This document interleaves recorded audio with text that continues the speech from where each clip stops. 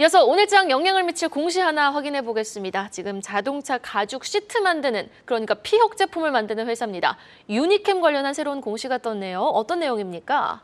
유니캠이라는 건 좀 전에 말씀하신 대로 이제 가죽 피혁, 그다음에 그 자동차 시트고, 또 하나는 이제 그 명품에 그 납품하는 기업이기도 합니다. 그러니까 아주 알짜배기 기업이고요. 그 특이점이 이제 유니캠의 이제 CEO인 이장원 부회장이 그 탤런트 박주미 씨의 남편이기도 합니다. 그래서 이제 한때 유명세가 좀 있었는데 이 공시가 나온 배경은 무엇이냐면은 올해 들어서 유니캠이 사실 경영권이 어느 정도 안정적이었는데 햇발이라는 또 다른 이제 중소기업이 유니캠에 대한 지분을 계속 꾸준히 매입을 하다 보니까 유니캠의 기존 경영진 입장에서는 경영권에 대한 불안정을 느꼈습니다. 그리고 심지어 이제 유니캠의 어떤 이번에 했던 주총에서 햇발이 요구했던 이제 사내이사와 감사가 선임이 됐습니다. 이거를 갖다가 좀 이렇게 그 공시를 갖다 공부하는 차원에서나 그다음에 유니캠의 주가 차원에서도 아마 들으시면 좋을 것 같긴 한데요.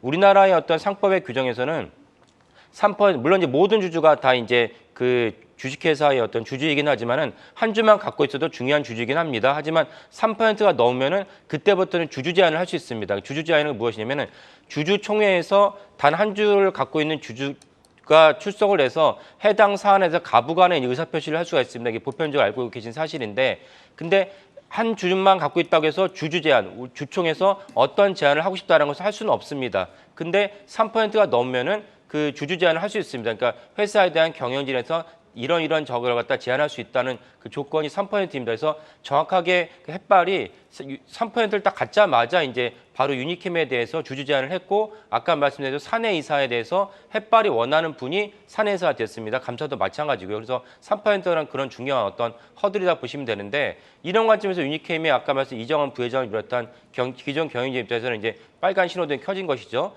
이래서 이제 유니캠이 그 기존에 있던 자신의 자사주를 갖다가 담보로 잡히면서까지 한 44억 원쯤 됐습니다. 44억 원 전량을 갖다가 그 지금 잔망에 나온 313만 주의 보통주와 BW12를 갖다가 다 매수를 해서 경영권을 갖다 안정화를 했습니다. 그러니까 사실은 이 때문에 유니캠에 대한 경영권 분쟁은 없다라고 보시면 되고요. 그래서 지금 다시 요약을 말씀드리면 우리나라에서는 3%가 갖고 있느냐 안 갖고 있느냐가 되게 중요한 사항이라는 것을 인지하시면 좋을 것 같습니다. 나노 신소재 관련 공시네요. 내용 전해주시죠. 나노 신소재 박장호 대표가 한 13억 정도의 이제 그 증여를 했다는 공시입니다.